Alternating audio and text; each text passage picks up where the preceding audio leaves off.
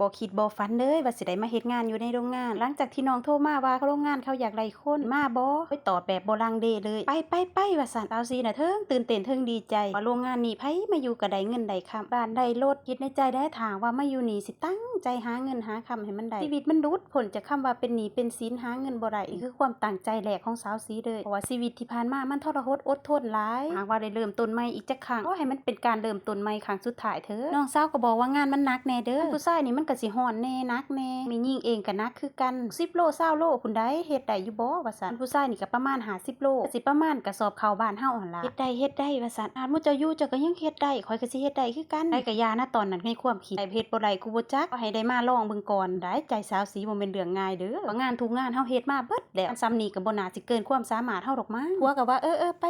จัดการเฮ็ดบัตรเฮ็ดเบอร์แล้วสิก็เฮ็ดงานแม่บ้านท่าสาวสีก็หาบัตรประมาณ2เดือนนี่ล่ะจากได้เข้าโรงงานเป็นจังได๋ต่อติดตามได้เด้อทุกคน